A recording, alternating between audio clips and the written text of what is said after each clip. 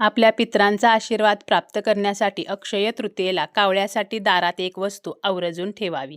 श्री स्वामी समर्थ. हिंदू धर्मात अक्षय तृतीयेला विशेष महत्त्व आहे. 3.5 मुहूर्तांपैकी एक अत्यंत शुभ मुहूर्त म्हणजे अक्षय तृतीया.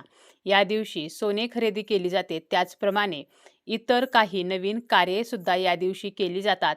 कारण अक्षय तृतीयेच्या दिवशी केलेले कार्य हे पूर्णत्वाला जाते, ते अक्षय राहते, कधीही नाश पावत नाही. अक्षय तृतीया ही यंदा 19 एप्रिलला आलेली आहे. अक्षय म्हणजे ज्याचा कधीही क्षय होत नाही. वैशाख शुद्ध तृतीयेला साजरा होणारा हा सण जीवनामध्ये सुख, संपत्ती आणि सौभाग्य घेऊन येत असतो. या दिवशी केलेले दान, खरेदी अक्षय राहते अशी धार्मिक श्रद्धा आहे. यंदा अक्षय तृतीयेची जी तिथी आहे तर ती 19 एप्रिलला सकाळी 10:49 सुरू होणार आहे आणि 20 एप्रिलला सकाळी 7:26 संपणार आहे. आपण आपल्या हिंदू धर्मामध्ये सर्व सण हे तिथीनुसार साजरे करत असतो. ज्या तारखेने सूर्योदय पाहिलेला आहे तर ती तिथी आपण साजरी करत असतो. त्या सणासाठी तो दिवस ग्राह्य धरला जातो.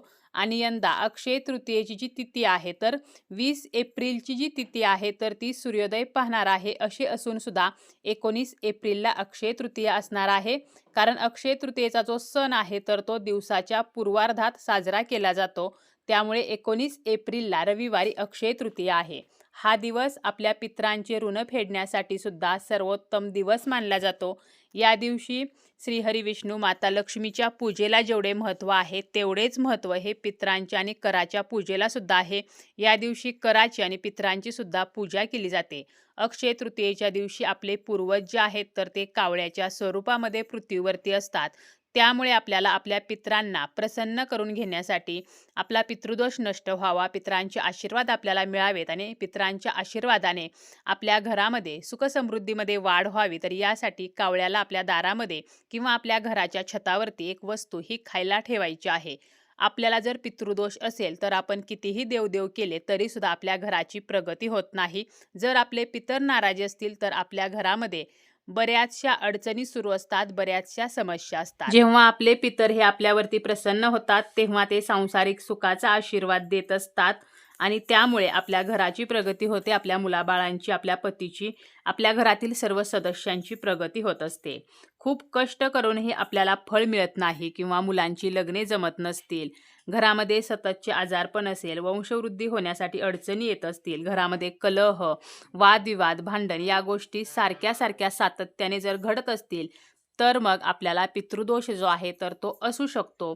आणि पितृदोष जो आहे तर तो 3 पिढ्यांपर्यंत आपल्याला लागत असतो. म्हणून आपण जेव्हा पितरांची सेवा करतो तर त्यावेळेला आपण 3 पिढ्यांपर्यंत ती सेवा जी आहे तर ती करत असतो. आता हा पितृदोष संपावा, पितृदोष नष्ट व्हावा, पितरांचे आशीर्वाद आपल्याला मिळावेत म्हणून अक्षय तृतीयेच्या दिवशी सकाळी लवकर उठायचं आहे. आपल्याला स्नान करायचं आहे. स्नान करून स्वच्छ वस्त्र परिधान करायचं आहे आणि सर्वप्रथम आपला उंबरठा जो आहे तर त्या उंबरठ्यावरती आपल्याला पाणी शिंपडायचं आहे. आपल्या घराचा जो उंबरठा आहे तर तो म्हणजे आपल्या पितरांचे स्थान असते. आपले पितर जे आहेत तर ते आपल्या घराच्या उंबरठ्यात वास्तव्य करतात आणि आपण जेव्हा पाणी शिंपडतो त्यावेळेला ते पाणी आपले पितर ग्रहण करतात आणि ते तृप्त होतात. यानंतर आपल्याला देवांची पूजा करून घ्यायची आहे. या दिवशी माता लक्ष्मी व श्रीहरी विष्णू तर यांची एकत्रित पूजा केली जाते. त्यांची सेपरेट पूजा ही अक्षय तृतीयेच्या दिवशी करू नये. देवांच्या पूजेसाठी सकाळ आणि संध्याकाळ ही वेळ आहे आणि पितरांच्या पूजेसाठी दुपारची वेळ असते. त्यामुळे आपल्याला काय करायचं आहे, दुपारच्या वेळेला म्हणजे सकाळी 11:30 ते 12:30 या वेळेमध्ये किंवा 12 ते 1 तर या वेळेमध्ये आपल्या घराची जी दक्षिण भिंत आहे तर त्या दक्षिण भिंतीजवळ आपल्याला एक दिवा लावायचा आहे. शक्य झालं तर मातीचाच दिवा घ्यायचा आहे. एक छोटी प्लेटसुद्धा घ्यायची आहे.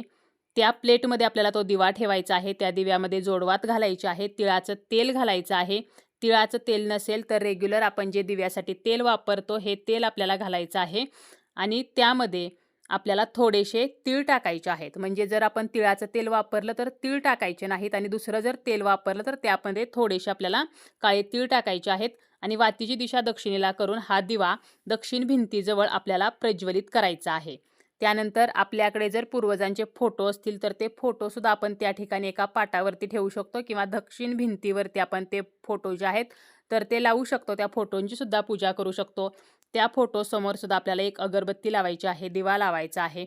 तर अशा प्रकारे दक्षिण भिंतीजवळ आपल्याला आवर्जून दिवा लावायचा आहे. जरी आपण पूर्वजांच्या फोटोची पूजा नाही केली तरीसुद्धा आपल्याला फक्त दिवा लावायचा आहे. पितरांचं स्मरण करून ओम पितृदेवताय नमः तर हा मंत्र 108 वेळेला म्हणायचा आहे.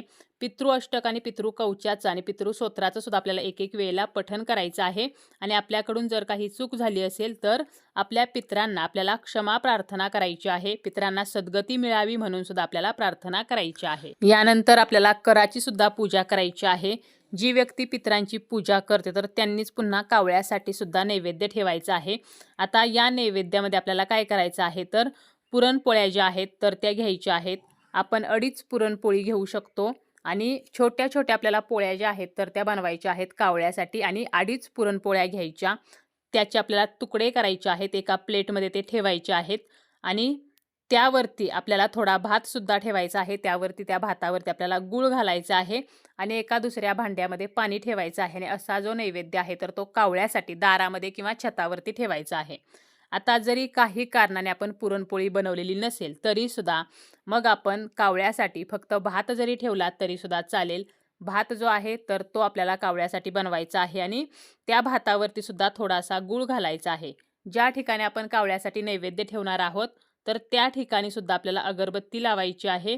त्याचप्रमाणे आपण जेव्हा कावळ्यासाठी भात बनवतो तर त्यामध्ये आपल्याला मीठ घालायचं नाही तर अळणी भात जो आहे तर तो बनवायचा आहे आणि जेवढा भात आपण कावळ्यासाठी बनवणार आहोत तर तेवढा सर्व जो भात आहे तर तो आपल्याला नैवेद्यामध्ये वापरायचा आहे, शिल्लक ठेवायचा नाही. कावळ्यासाठी आपण नैवेद्य पत्रावळीवरती ठेवू शकतो, केळीच्या पानावरती ठेवू शकतो किंवा आपण ताटामध्ये एखाद्या प्लेटमध्ये ठेवला तरी सुद्धा चालेल. पितरांचा नैवेद्य जो आहे तर तो शक्यतो केळीच्या पानावरती ठेवला जातो, परंतु केळीचं पान नाही मिळालं तर आपण पत्रावळीचा वापर करू शकतो किंवा ताटाचा वापर जो आहे तर तो करू शकतो. जर कावळ्याने हा नैवेद्य खाल्ला नाही तर हा नैवेद्य जो आहे तर तो दुसऱ्या दिवशी एखाद्या झाडाखाली नेऊन ठेवायचा आहे. इतर पक्षी जे आहेत तर तो हा नैवेद्य खातील. अक्षय तृतीया हा एकमेव असा दिवस आहे की या दिवशी आपल्याला आपल्या पितरांचे ऋण फेडण्याची संधी मिळत असते. त्यामुळे ही जी संधी आहे तर ती चुकवायची नाही. या दिवशी आवर्जून आपल्याला कावळ्याला भात किंवा पुरणपोळीचा नैवेद्य हा ठेवायचाच आहे. जरी आपण पितरांची पूजा जरी या दिवशी करत नसलो, कारण पितरांची पूजा जी आहे तर ती फक्त ज्यांचे लग्न झालेले आहे आणि ज्यांचे आई वडील हयात नाहीत तर अशाच मुलाने ही पूजा करायची असते. आपल्याला जर अशी पूजा करता येणार नसेल तर आपण कावळ्यासाठी नैवेद्य मात्र नक्की ठेवू शकतो.